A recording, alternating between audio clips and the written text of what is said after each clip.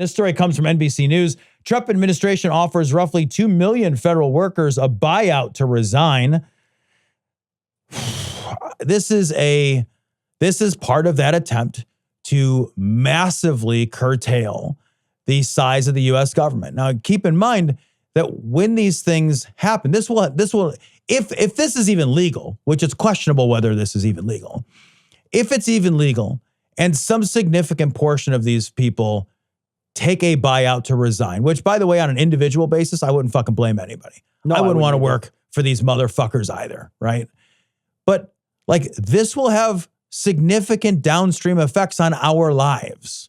Like, where do you think the people who like inspect your food at the USDA, right? Like, there are government workers, like there are government workers constantly at play, making sure that we are safe, making sure that like when you take a medicine, it has that medicine in it. Because sometimes it doesn't. And people have to knock on doors and get in trouble. And like people have to like knock on doors and make sure that it's not some fucking Upton Sinclair shit and you're eating fucking ground up rat carcasses, because that's some shit that happened until we fucking regulated it. And there's people in place making sure at the CFPB, for example, a much maligned industry, something you guys talked about on the No Rogan Experience.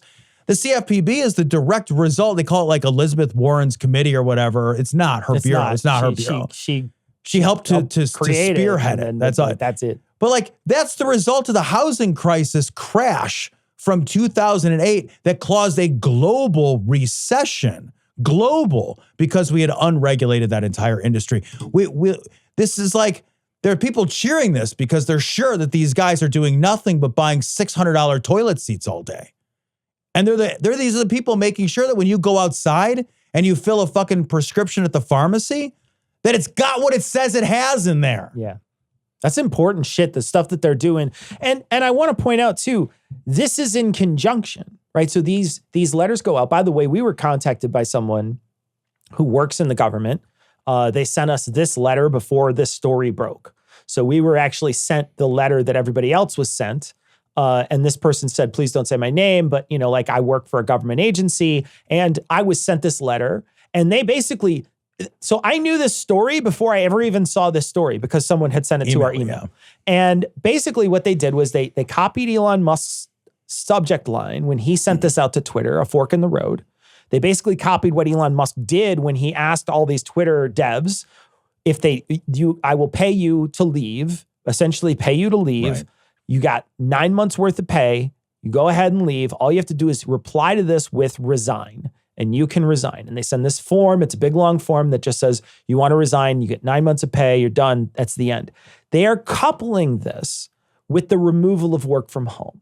So it's a really great way because what they want to do is they want to get rid of all those people, right? So all the work from home people they wanted to get rid of. So they say, well, you got to come back to the office. Well, there's a lot of people in government that are like, well, fuck you, this is my job. I got to come back to the office. I'll come back to the office. This is what it is. Some people can't. They moved out of state. They did other stuff. They have different plans. They're planning on moving some of these agencies like you suggest, so they're moving across the country. So they're already planning on uprooting a lot of people that already work there. They're already planning on changing a bunch of people, a bunch of federal workers' lives for the worst anyway, but they want to make sure that they get it, they scrape as much as they can off. And so if you couple it with the work from home, the seizing of the work from home piece, then you say, you have a bunch of people who see that and say, well, I got to go in every day, or I can get 9 months of salary and try to find a new job. Yeah. Maybe I'll do that instead. And then they say resign, and then they get what they want. And I just want to say this to all the government workers out there. I have never met anybody as stubborn as a government worker. That is true, man. Man, go to the DMV and make a fuss. Make a fuss at the DMV and see how long you fucking wait. Yep. Watch do that at the post office. Do something at the post office to one of those postal workers. Make a fuss there where you're being an asshole. They will make you, they will hurt your soul. Yeah. They will make your life miserable for every second. They will mail a clerk to you to help you. That's how long it will take. It'll take I'm serious. So there is a level of, I think, stubbornness to some of the people who work in government that I really admire. And I think this is your time. This is your moment to utilize that stubbornness for as Dig much those as you heels can. in. Dig your heels in. Because the person who sent us a message was like, I'm not going anywhere. Yeah. You know? But like, the thing is, if you did, I wouldn't blame you. Because if I got this, part of me would say, I'm not welcome here. And maybe I can resign and get 9 months, or maybe they'll fire me in 6 and I get nothing. That's a real possibility. You know, so here's my crazy Tom Curry conspiracy theory about Hit this. it. Do you want to? This Let's is do it. bullshit, unfounded, I'm gonna conspiratorial ride down nonsense. this conspiracy train. Do you with want to you. run it? All right. So Trump has made it very, very, very clear that he wants lower interest rates. He wants the Fed fund rate to go down. He's made it very clear. He's mad as hell that he can't control it. He thinks he should have control over it. The He Fed said that. secretary is basically like, fuck you, I'm not quitting. We'll do what we won't do.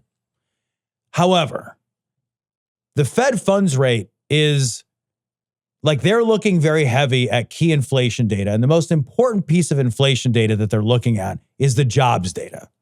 So when the jobs data comes out, that jobs data has a bigger impact on whether or not the Fed is going to move rates than CPI data does, than the consumer price index data does. If 1 million people all of a sudden become unemployed, the jobs data will look bad. And if the jobs data looks bad, that will force the hand of the Feds to reduce rates. I'll add into that the immigration thing. Yeah.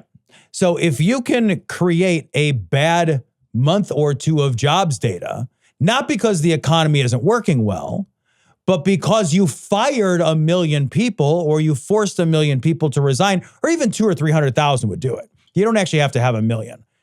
You will dramatically alter at least that jobs data enough to force the Fed's hand to reduce interest rates, which is what billionaires want to do, because they'll make a lot more fucking money with interest rates going down.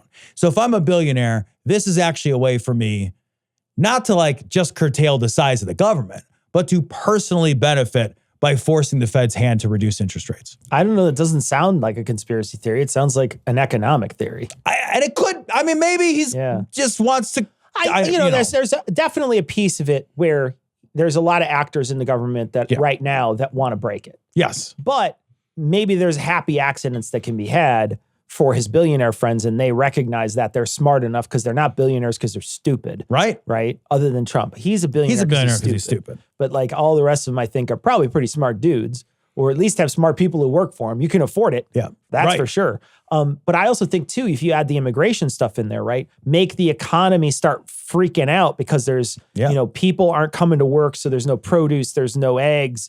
Those jobs are now open because those people don't come back. There's all this other unrest too. That could throw things in the mix. That could also create more of a sort of tempest that might also move that needle too. Yeah, I don't disagree with that. And like, remember too that during the height of some of the inflationary periods during COVID and just like post-COVID, remember that many of those big corporations posted record profits during that time. So we eat shit on the bottom. Yeah. But at the top, they're Scrooge McDuck. Yeah, it's fucking Chateaubriand time. Yeah, they're gonna love their life. So to some degree, a certain amount of runaway inflation is good for the oligarchs. It's great for them.